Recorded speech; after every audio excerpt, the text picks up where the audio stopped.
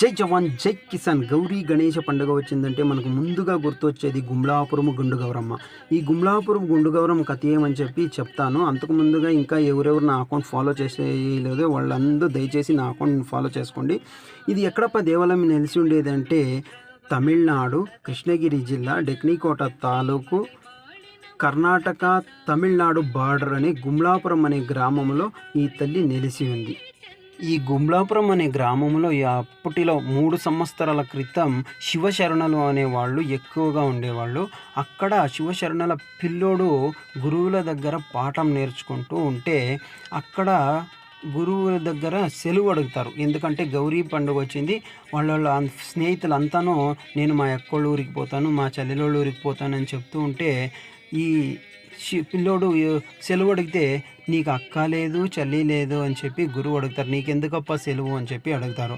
అప్పుడు ఆ పిల్లోడిని అంతా అల్లరి చేస్తూ ఉంటే పిల్లోడు కోపం చేసుకొని అడవికి వెళ్ళి అక్కని వెతుక్కుంటూ వెళ్తాడు. అక్క అక్క అని అరుస్తూ ఉండగా పరమేశ్వరుడు పార్వతీదేవి సంచారణ చేస్తూ ఉండగా అక్కడ ఈ గొంతు విని అక్క అక్క అనే శబ్దము విని చూస్తారు. ఎవరు ఇది గొంతు అని చెప్పేసి, ఎవరు అక్కని వెతుకుతున్నారు అని చెప్పేసి వీళ్ళు వస్తారు. అప్పుడు ఈ నా అక్క రాలేదని చెప్పేసి అడవి నుండి పెద్ద దీని నుండి దూకడానికి ప్రయత్నిస్తాడు. అప్పుడు పార్వతీదేవి తన చీర కొంగుతో ఆ బాలుని పట్టుకొని ఇక మీదట నేనే నీ అక్కని అని చెప్పి దర్శనం ఇచ్చి ఆ తల్లి గుమ్లాపురంలోనే వెలిసింది. అప్పుడు గుమ్లాపురంలో ఇది ఒక హిస్టరీగా నిలిచింది. అప్పుడు తనతో వచ్చి పుట్టింటికి వస్తుంది.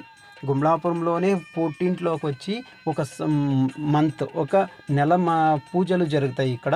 సో ఆ మంత్ అంతా అక్కడే ఉండి పూజలు జరిపి ఆ తర్వాత నంది వీరభద్రుడు గణపతిని పంపిస్తారు.